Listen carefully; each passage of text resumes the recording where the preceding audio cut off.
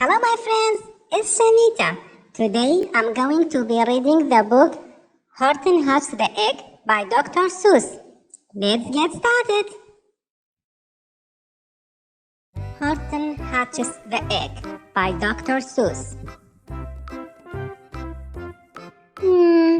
Sighed Mayzie, a lazy bird hatching an egg. I'm tired and I'm bored and I have kinks in my leg from just sitting here day after day. It's work, how I hate it. I'd much rather play. I'd take a vacation, fly off for a rest, if I could find someone to stay on my nest. If I could find someone, I'd fly away free. Then Horton the elephant passed by her tree. Hello, called the lazy bird, smiling her best. You have nothing to do and I do need a rest. Would you like to sit on the egg in my nest? Ha ha, the elephant laughed. Why, of all silly things, I haven't feathers and I haven't wings. Me on your egg? Why, that doesn't make sense. Your egg is so small, ma'am, and I am so immense. Tut tut, answered Mayzie. I know you are not small, but I'm sure you can do it. No trouble at all. Just sit on it softly. You are gentle and kind. Come, be a good fellow. I know you won't mind. I can't, said the elephant. Please, begged the bird. I won't be gone long, sir. I give you my word. I'll hurry right back. Why, I'll never be missed. Very well, said the elephant, since you insist. You want a vacation? Go fly off and take it. I'll sit on your egg and I'll try not to break it. I'll stay and be faithful. I mean what I say. Toodaloo, sang out Mayzie and fluttered away. The first thing to do, murmured Horton. Let's see. The first thing to do is prop up this tree and make it much stronger. That has to be done. Before I get on it, I must weigh a ton. Then carefully, tenderly, gently he crept up the trunk to the nest where the little egg slept. Then Horton the elephant smiled. Now that's that. And he sat, and he sat, and he sat, and he sat. And he sat all that day, and he kept the egg warm. And he sat all that night through the terrible storm. It poured and it lightened, it thundered, it rumbled. This isn't much fun, the poor elephant grumbled. I wish she'd come back, 'cause I'm cold and I'm wet. I hope that Mayzie bird doesn't forget. But Mayzie, by this time, was far beyond reach, enjoying the sunshine way off in Palm Beach, and having such fun, such a wonderful rest, decided she'd never go back to her nest. So Horton kept sitting there day after day, and soon it was autumn, the leaves blew away. And then came the winter, the snow and the sleet, and icicles hung from his trunk and his feet. But Horton kept sitting and said with a sneeze, I'll stay on this egg and I won't let it freeze. I meant what I said and I said what I meant. An elephant's faithful 100%. So poor Horton sat there the whole winter through, and then came the springtime with terrible anew. His friends gathered round, and they shouted with glee, Look, Horton the elephant's up in a tree. They taunted, they teased him, they yelled, how absurd. Old Horton the elephant thinks he's a bird. They laughed and they laughed. Then they all ran away, and Horton was lonely. He wanted to play. But he sat on the egg and continued to say, I meant what I said, and I said what I meant. An elephant's faithful 100%.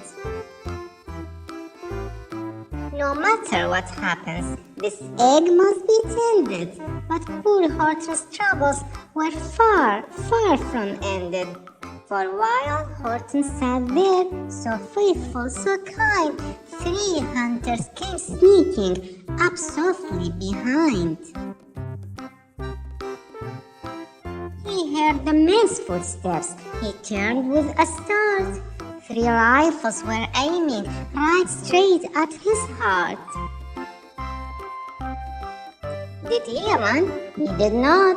Horton stayed on that nest. He held his head high and he threw out his chest.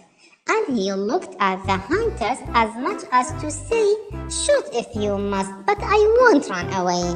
I meant what I said, and I said what I meant. An elephant's faithful 100%. But the men didn't shoot, much to Horton's surprise. They dropped their 3 guns and they stared with wide eyes. Look, they all shouted, can such a thing be? An elephant sitting on top of a tree. It's strange, it's amazing, it's wonderful new. Don't shoot him, we'll catch him, that's just what we'll do. Let's take him alive. Why, he's terribly funny. We'll sell him back home to circus for money.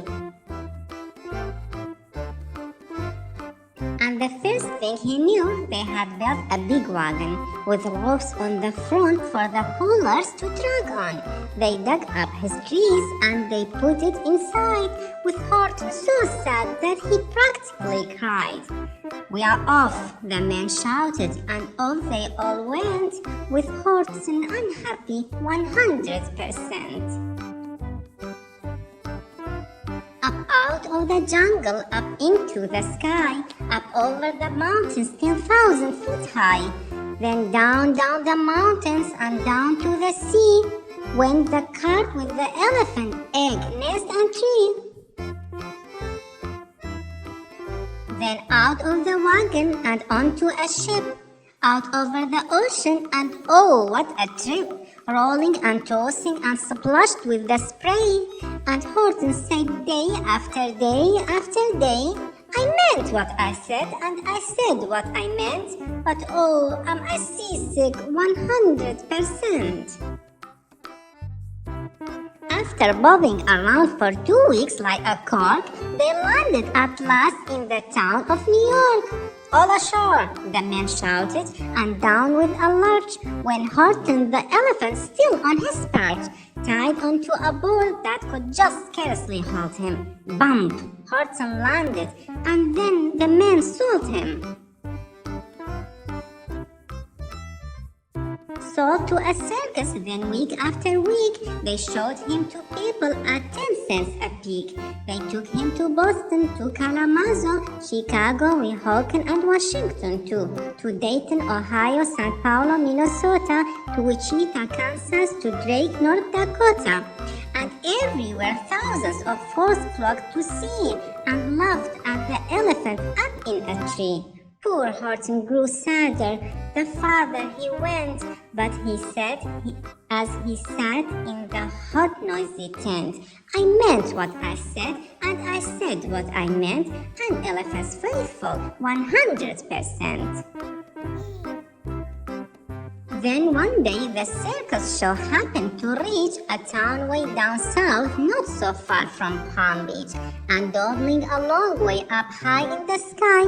Who, of all people, should chance to fly by but that old good-for-nothing bird, runaway Mayzie, still on vacation and still just as lazy. And spying the flags and the tents just below, she sang out, what fun, why, I'll go to the show. And she swooped from the clouds through an open tent door. Good gracious, gasped Mayzie, I have seen you before. Who poor Horton looked up with his face white as chalk. He started to speak, but before he could talk,